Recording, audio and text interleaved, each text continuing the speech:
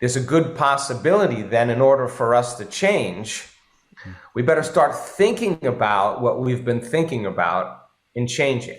We have to become conscious of our unconscious habits and behaviors and modify them.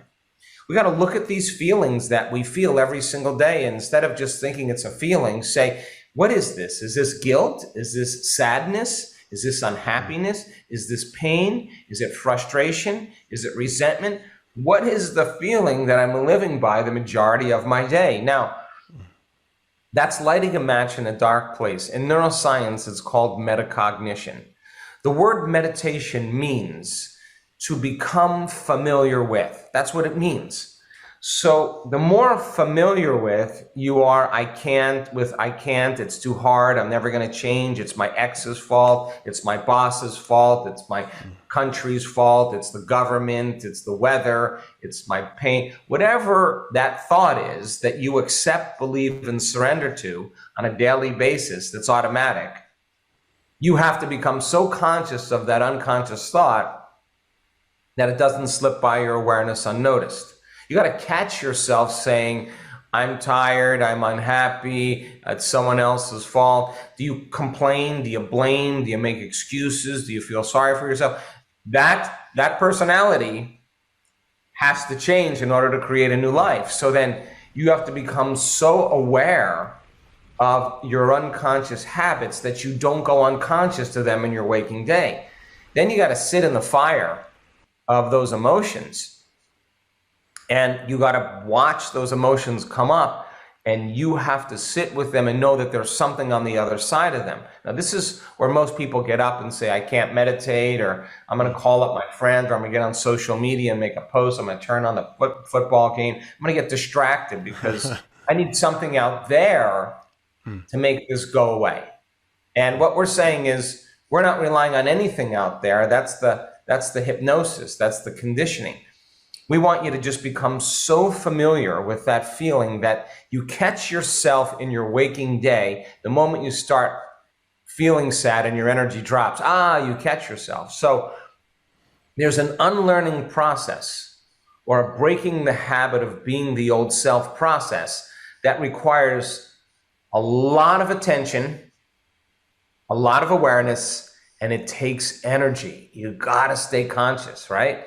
So that unlearning process, then, the hardest part about change is not making the same choices you did the day before. And the moment you decide to make a different choice, get ready, because you're going to feel uncomfortable. It's not going to feel familiar. It's going to feel yucky. It's going to feel unpredictable. It's not going to feel good, because even people who feel sad and suffering, at least they can feel that, and that's familiar to them. So you're stepping out of the known into the unknown. Now, if you've done something so many times that your body now knows how to do it better than your mind, that's a habit. So then the body, who's been conditioned into negativity, into sadness, into suffering, into pain, all of a sudden is saying, hey, Alex, it's been 2 hours since you've been complaining. I mean, you've been complaining for the last 20 years. You're just going to stop like that? So the body starts trying to influence the mind to return back to the same familiar territory. So the emotion starts saying, come on, you're a loser, you'll never change, it didn't work last time, start tomorrow. And those are the thoughts that are being influenced for the body, that are the same thoughts that people think all the time. So if they respond to that thought's going to lead to the same choice. That same choice is going to lead to the same behavior. The same behavior is going to create the same experience. The same experience is going to produce the same feeling. And they're going to say, oh, this feels right. Well, no, it feels familiar. The person who's crossing that river from the old self to the new self, that place, that discomfort, is not the known, it's the unknown. And that is the perfect place to create in. So then if you teach a person then, what thoughts do I want to fire and wire in my brain? And with a certain amount of presence and attention and intention, they can begin to fire and wire those thoughts. Now, they're installing hardware in the brain.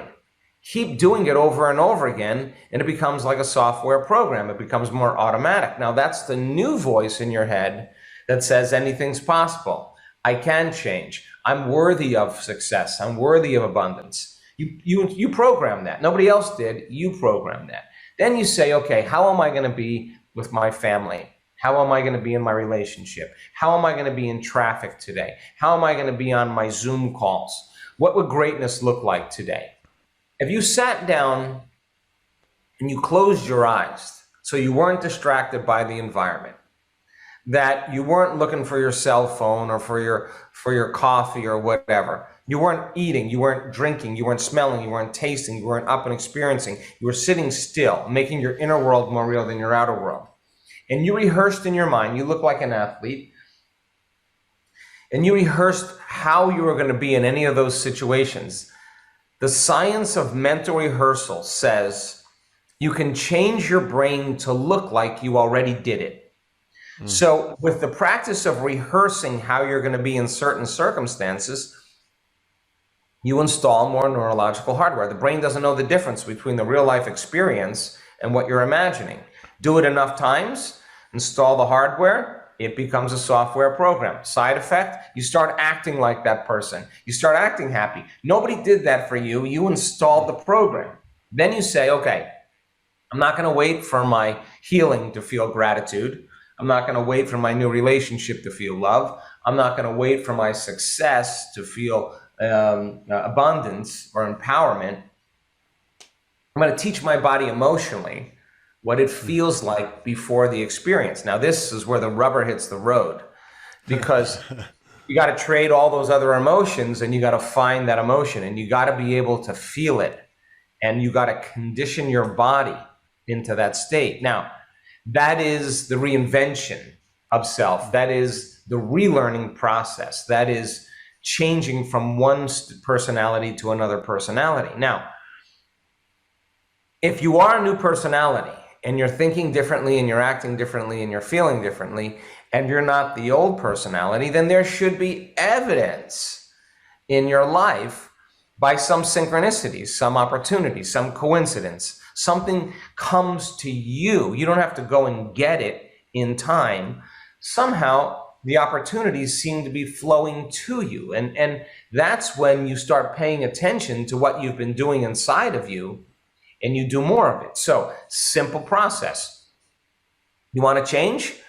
Sit down and become familiar with yourself. Write down those thoughts. I can't, it's too hard, I'll never change. Pick 3. Write down your behaviors. You make excuses for yourself. You procrastinate. You complain.